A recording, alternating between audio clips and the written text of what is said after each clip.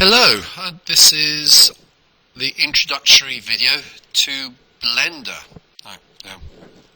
Blender is a free piece of software.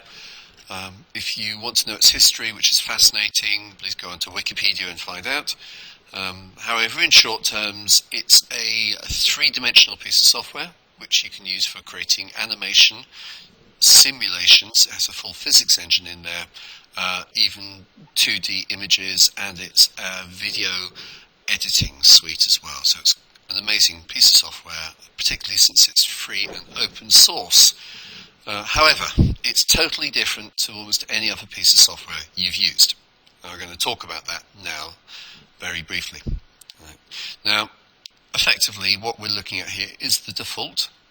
A couple of things to point out is we choose this to pick default view options, and we choose this to pick the type of Blender we want it to be in. For this moment, we're going to be in a Blender render, as in rendering images. Okay. Now, to move around the screen, you have to think you're looking at a three-dimensional object, and I tend to use the mouse quite a bit.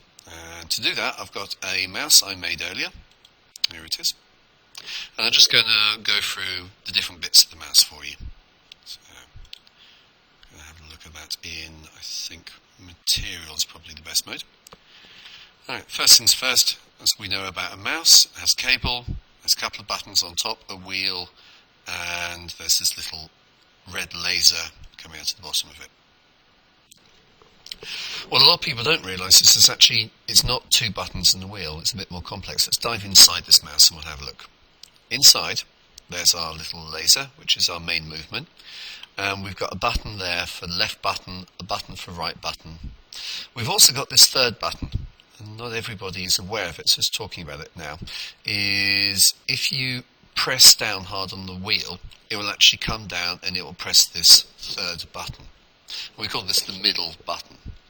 So all mice for PCs tend to have this middle button buried underneath the wheel. And if we look at that from above, and you just press down on the wheel. The wheel will also rotate. So that's another input option. So the inputs of a mouse are, you have the position, which is done through the little LED at the bottom. You have a left button, a right button. You have a wheel, and you have a middle button by pushing the wheel down hard. Okay, and thank you, Blender, for demonstrating it. So it's already shown its uses. Now, why have I gone through those? Well, if I want to move around in a 3D space, I press the middle button, so I hold down that wheel, and I can actually spin around. That's the first thing. So what you need to do is you need to open up a Blender in a second, and you need to try that spinning around. But before you do, I'll give you a couple of other little commands. The other one is, while holding the middle wheel, if you also hold while holding shift, if you also then hold the middle wheel, you can pan. That's quite handy. So say I want to look at the front, I can move around with the middle button, let go, press shift, move it to the center there, and now I want to zoom. Zooming is the wheel on its own.